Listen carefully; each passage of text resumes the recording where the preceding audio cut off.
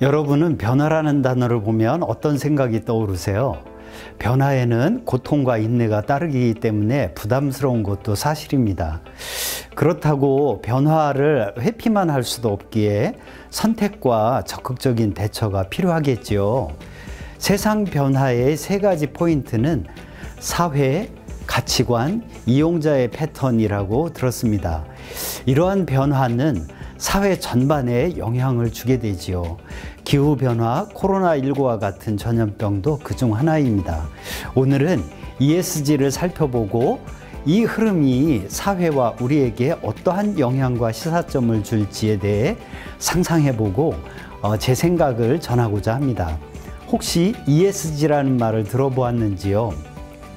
ESG는 환경, environmental, 사회, social, 지배구조, 거버넌스의 앞머리 글자의 약자로 기업에 대한 비재무적인 평가 기준으로 세계적인 흐름이 되고 있습니다. ESG는 투자자 관점에서 참여, 친환경과 기후위기 대응, 사회적 책임성을 강조하고 투명한 지배구조를 지향하는 기업의 세계적인 평가 기준이 되었습니다. 기업이 종전에는 이윤을 많이 남기기만 하면 되었는데 번거롭게 그리고 갑자기 왜 이런 걸까요? 그 이면에는 지구촌의 위기의식과 투자자와 이해관계자의 가치 판단 기준 변화, 투자 위험을 줄이려는 지향이 있고 구체적으로는 환경 파괴, 기후위기, 직원의 인권 존중 중시, 투명성과 준법, 이사회의 실질적 활동에 대한 요구가 있기 때문입니다. 이러한 변화는 종전의 방식으로는 한계에 다다라서 기업에 대한 부정적인 영향을 최소화하고 실질적인 기능을 하여서 중장기적으로는 위험 감소가 되도록 하는 환경이 조성된 것입니다. 즉, 세계의 주요 연기금 등에서는 기업이 ESG를 준수하도록 압박하고 있고 투자자 입장에서도 안정적인 투자를 위해 기업의 ESG 실천을 통한 지속 가능한 성장을 요구하고 있습니다. 사실은 ESG는 기업 중심이고 투자자 관점의 변화라고 할 수 있습니다. 실제적으로 환경, 사회적인 책임, 투명한 지배구조를 간과하여 사회적으로 문제가 되는 일들이 적지 않았다는 것이 사실입니다. 아울러 요즘 주요 대기업 이미지 광고를 보면 이 ESG를 겨냥한 의도적인 움직임을 쉽게 볼 수 있습니다. 그런데 현실은 기업만이 아니고 공공기관, 지방자치단체까지도 ESG 경영 개념을 강조하는 흐름입니다.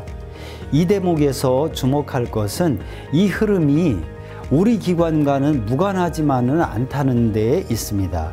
더 나아가 이제는 기업이 일반 시민에게 적용되는 사회적 가치에 부합하는 노력이 일상이 되었습니다.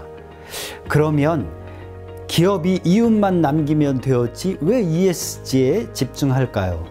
그것은 기업의 지속 가능성 때문입니다.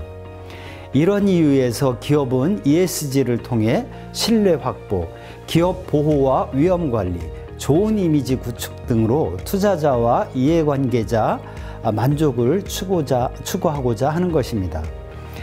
기업의 ESG가 우리에게 영향을 미칠 것으로 예상되는 사안들을 간단히 살펴보면 환경에서는 온실가스 배출, 폐기물, 오염, 물, 생물 다양성 등이 얘기되고 사회의 관점에서는 이용자 관계, 안전, 지역사회, 근로자 및 다양성, 그리고 지배구조에서는 반부패 경영 지향, 투명성 확보, 준법 정책과 리스크 관리가 국제 수준에 부합하는가 등이 과제가 되겠습니다. ESG와 그러면 사회복지와는 어떠한 연관성이 있는지를 생각해 보았습니다.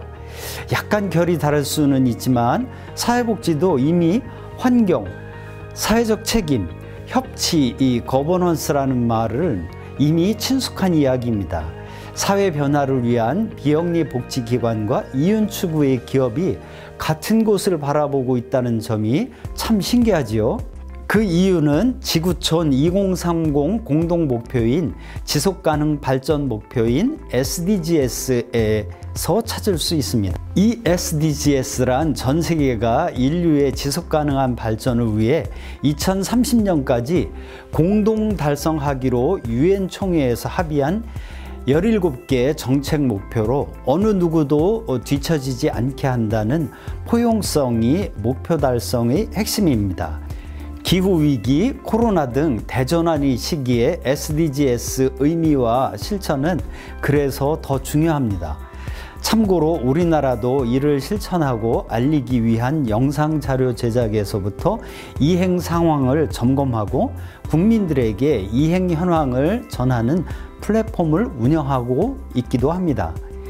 여기서 한 가지 중요한 점은 이용자 혹은 소비자와 투자자 중심의 관점인 ESG는 물론 포용 혹은 포괄사회, 즉 누구도 배제되지 않는 사회와 장애인 복지의 국제적인 흐름인 지역사회 중심 포괄 개발의 지향이 지속가능한 발전 목표라는 공통된 목표를 지향하고 있다는 점입니다.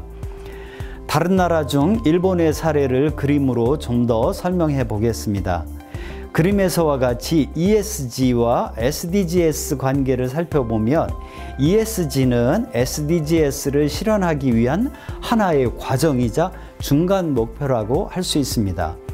표에 나온 소사이어티 5.0은 산업과 사회 전반이 인공지능, 사물인터넷, 로봇, 빅데이터 등 여러 혁신적인 기술을 도입해 중대한 문제를 해결하는 인간 중심의 사회를 꿈꾸는 컨셉트라고 할 수 있는데요. 표와 같이 ESG는 소사이어티 5.0을 향해서 진화하고 소사이어티 5.0은 사회적 문제를 해결하고 기업의 중장기적인 성장에 주목하고 기계와 자연의 평화로운 공존을 가능하게 함으로써 SDGs에 기여하고 발전해 나간다는 것을 보여주고 있습니다. 그러면 사회복지인 우리와 건너편에 있는 기업의 ESG와의 관계를 좀 더 알아보면 다음과 같습니다. 그것은 표와 같이 사회복지 제도로 해결할 수 있는 욕구가 극히 일부이고 그 나머지는 가족, 시민사회, 기업이 함께 지역사회의 문제와 욕구를 해결해야 하는 의무가 있기 때문입니다. 더 나아가 또 권리도 거기에 해당이 됩니다. 그렇기 때문에 기업의 지역사회 참여는 사회적 가치 실현 범위 내에 있는 ESG가 의미가 있는 것입니다. ESG로 인한 기업과 비영리 조직의 준비는 어떠한 것을 고려해야 할까요? 비영리 조직에 요구되는 과제는 이 자료에 의하면 비영리 조직이 기업에 매력적인 것을 가질 것이고, 두 번째는 미션 달성도를 성과로 표현하여 관리와 시스템의 충실 수행을 나타낼 것, 세 번째는 비영리 조직이 사회적 기업가 정신이 필요함 등을 들 수 있습니다. 복지관과 같은 곳에서는 기업의 변화를 읽고 미리 준비가 필요한 시점이라고 생각합니다. 이어서 우리 복지관과 가까운 곳의 ESG 개념을 살펴볼까요? 먼저 우리 복지관과 운영법인인 푸르메 재단과 SK 협력으로 푸르메 소셜팜을 통한 발달장애인의 직업재활 사례를 들 수 있습니다. 두 번째는 직업지원부의 장애인 고용과 관련하여 기업의 ESG를 분석하고 이를 기반으로 한 고용지원 노력을 들 수 있습니다. 세 번째는 지역포괄촉진부의 마을지향 평생교육 소모임인 반딧불이가 그 예입니다. 사진은 이러한 반딧불 모임으로 시작한 친환경 모임의 주민들이 자체적인 친환경 운동을 펼쳤고, 그 캠페인의 일환으로 주민들이 복지관을 방문하여 캠페인을 같이 펼친 사진입니다. 이처럼 우리 주변에 이미 변화가 일어나고 있고 상상력을 발휘해서 다양한 사례를 만들고 공유할 필요가 있습니다. 장애인 복지에 있어서 기업의 ESG는 향후 어떤 영향을 줄 것인가에 대한 전망과 시사점은 다음과 같습니다. 기업 영역에서만 그치지 않고 전 사회적인 분위기로 고조가 예상됩니다. 그 예로 친환경운동, 인권, 투명성의 가속화입니다. 기업의 지역사회 활동 참여 고조 분위기에 따른 파트너로서 준비된 조직이 되어야 할 것입니다. 더 각밖에는 복지관의 업무 속에서 실천 방법을 고민하고 구상해야 합니다. 에너지 절약, 일회용 플라스틱 사용 절제, 종이 서류와 영수증 줄이기는 단순히 근검 절약 차원을 넘어선 의미를 지니게 된 것입니다. 지자체와 공공기관 ESG 경영 및 실천 천명에 따른 영향도 복지관 운영 방향에까지 영향을 미칠 것입니다. 네, 코로나19도 그랬지만 우리는 이전에는 상상하지 못한 다양한 변화와 마주하고 있습니다. 이럴 때일수록 새로운 생각, 다양한 영역 간의 유연한 연계, 협력을 통해 포용사회를 위한 슬기로운 동행과 지혜가 절실한 시대입니다. 그 동행과 지혜를 얻는데 ESG 흐름을 이해하고 SDGs 개념을 장애인 복지 영역과 연결해 보는 그러한 생각과 실천은 더 의미 있을 것입니다. 오늘 저희의 이야기는 여기까지입니다. 함께 해준 여러분 고맙습니다.